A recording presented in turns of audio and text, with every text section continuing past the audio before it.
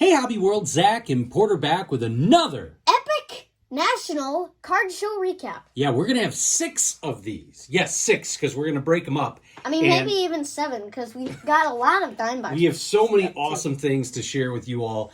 And to be honest with you, it was amazing. Yeah, 10 out of 10 show. Yeah, it was fantastic. The day couldn't have gone better. Had no problem driving down there. It's about an hour drive for us. No problem parking. We did general admission. We got in there right away. 10 minutes early, actually. Yeah, we got in there early. We saw everyone that we knew was going to be there on Saturday. And by noon, we had seen everyone that we knew that we were going to see.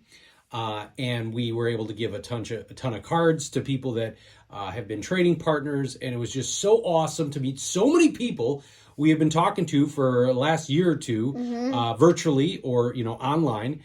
And, getting to meet them in person was just fantastic.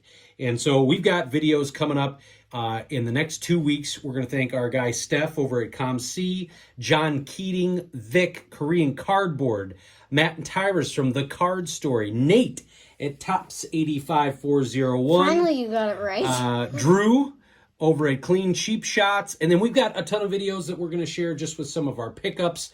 And so, like I said, we're going to make these hopefully shorter and break them up. And I think it's apropos that we are doing a thank you to Bo, because Bo really was how we got to meet a lot of these people. Yeah. Was through Hobby Evolution. Every weekday it's around 7-ish, and weekends a little bit later over on Bo 1 Million Cubs channel. And then it was about a year ago that Mr. John Newman interviewed us on Sports Card Nation, and he was the first person that said, look, it's going to be in Chicago, you gotta go. Yeah, gotta go. And we were so thankful that we went and also got to meet him as they did Hobby Hotline Live, and we hung out with him for a little bit after the show. And I was really excited because I got to give him a bunch of Jackie doubles that I had, and he gave me this cool poker chip. And he has sent you many a Jackie and a few different things over the last year or two. And he's just a great influence in the hobby. And so it was nice to finally get to meet him. And like you said, yeah, you had a bunch of Jackie stuff. And as you saw from the thumbnail, you also had your Jackie Robinson jersey on as well. So we did end up hanging out with our guy Bo at one of the bargain tables. But we weren't really focused on hanging out with him too much because we knew we were going to see him for dinner after the event. And as you can see on the thumbnail, we got Vic in there. It actually kind of cut it off a little bit, but Dan from Korean Cardboard, John Keating from That 70s Card Show. And we had some goodies for Bo, as he is really getting close to 1 million Cubs. Yeah. And he had some cool variety of things. So wait, hold on first. So you're going to show this, and then I'll show these two? Okay. So I got 3 Tim Anderson cards from him. This is a 2022 Topps Chrome. I believe this is called like a wave. Yep. A silver wave. It's called a Sonic Wave. And then this is a pretty sure rookie. No, it's not rookie. Yep. Rookie's the year before. A Royal card from 2017. And I still find it's unique that he wears number 12. Yeah. Or he wore it, I think, his first 2 years. Mm-hmm. And then a numbered card, 2021 Donruss, silver foil out of 332, a career stat, 332 runs. Yeah. So, TA, you were climbing up. You were top 10 with him. And then, obviously, Bo knows that you're a big Jackie Robinson fan, and he got you a pretty cool, unique piece of memorabilia. This is from 1982. It's like a little booklet. And then on the inside, it's like here's the checklist. Has some all-time greats in there. And then his stats. Yeah, and I wasn't sure if that was going to be in TCDB, because sometimes the postcards are, for example, all the Hall of Fame postcards are, but this was not. And then Bo also gave us something he has been talking about for at least a year. His eBay store. No. The frame. The frame. Yeah. He had a 1991. It's too big to show.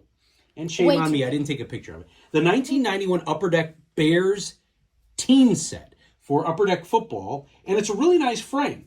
And he got it in a Goodwill pallet, and he's been holding on it. And I can't believe he remembered it with everything else he had to remember to bring. And so we have that in our possession. We're going to figure out how to put that in the card room. And we were trying to do a project for the 85 Bears rookie card thing, but the frame wasn't big enough. And then he also brought two things that started as sort of an inside joke. So I've bought a lot of cards from Bo over the year. And I always search Bears in his store. And there were two things that just every time they would show up. They would show up. And they were autographs of two guys from the 1985 Bears. Dennis McKinnon and Gary Fenton. Yeah, so, and they're autographed too. If you can see the top left corner, Carolyn, Dennis McKinnon, 1985. And then also to Carolyn, who knows who Carolyn is, but Gary Fensick from 1985. Maybe it was like a friend or a sports writer. So- no, it's a number 85, not 1985. Okay, yeah, you're right. Yeah, so it said 45 here, but I'm talking about from the 85 Bears. Yeah. And so the other day I said to Bo, I go, what happened to those?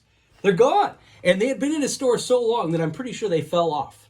Like they just fell off, and they just realized eBay gave Bo a note saying, "You're never going to sell these. You might as well take them off." So he sent them our way, and they're going to be up on display in our card room. And then what was really cool is that when we were at Shoeless Joe's, that's where we were hanging out for dinner, he brought this in for me, a Bill Mazeroski's annual baseball magazine from 1991. Dad actually had that as a kid. Absolutely. I remember this magazine fondly. I had this magazine as a kid. You must have like thrown it out. And or I'm something. sure, and so it's funny, display until May 28th, 1991. They probably had regional issues, so the Brewers probably had Yount or Molitor, and Fisk was up there, yeah, because Frank really wasn't the guy yet that he is today. But I thought that was so cool, because as soon as I saw this, and I used to cut pictures out of these magazines. You did? And hang them up on my wall, yeah. I had tons of Jordan, Fisk, and so this was just a lot of fun to look through as well.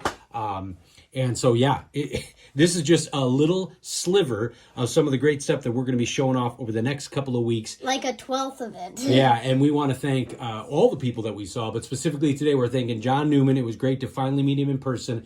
And then obviously Bo, who's really been a catalyst for bringing a lot of these different collectors together from all across the country. And in Dan's case, the world, as he's out of South Korea. I want to thank you all for watching and subscribing. Bye-bye.